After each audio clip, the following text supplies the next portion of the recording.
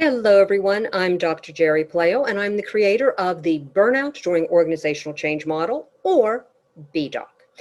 And as a subject matter expert in workplace burnout, I'm often asked, are burnout and anger related?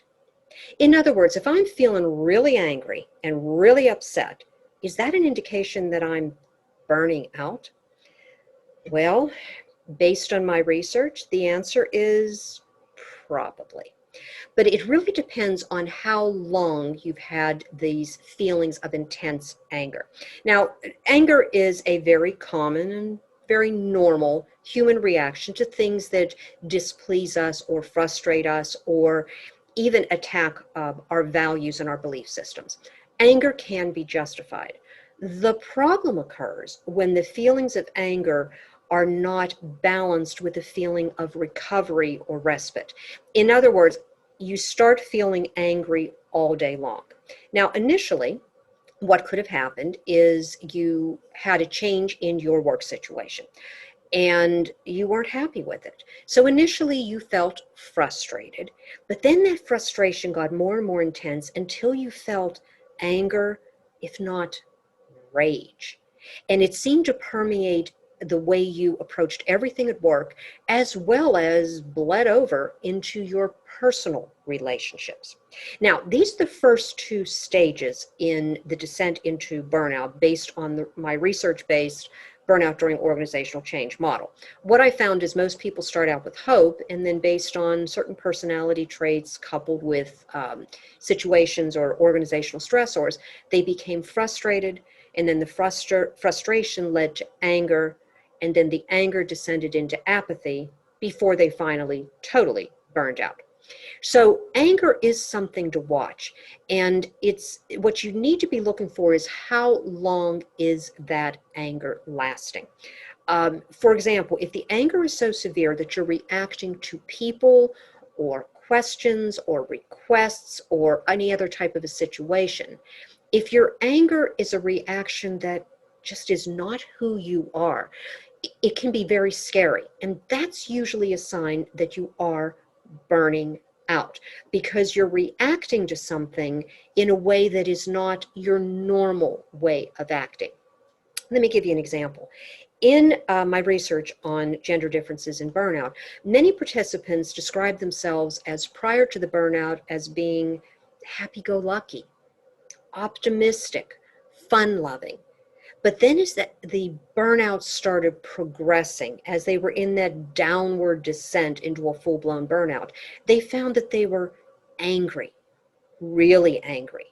I had one participant actually say that he and one of his subordinates got into a shouting match in his office, and they were both banging their fists against the walls.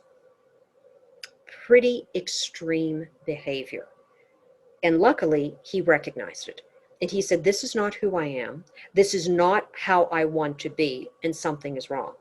And I give him a great deal of credit. He quit his job, but he made a major change. He not only quit his job, he quit the entire industry and changed careers.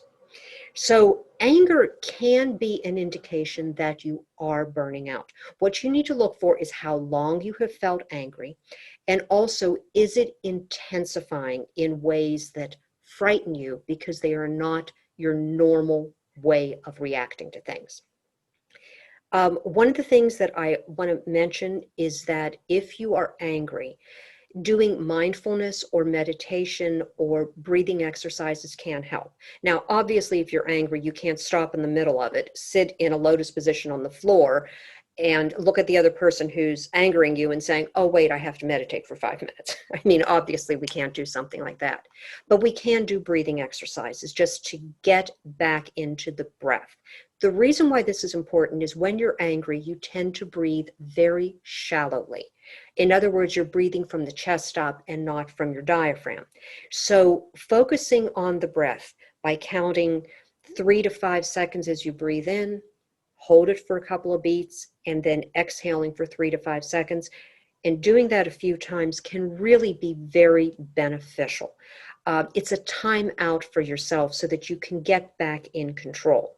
The better you can control the feelings of anger, the more likely you are able to view the situation in a new way, to change your assumptions about that situation, as well as open the door so that you can see new ways to respond and new avenues that you can pursue.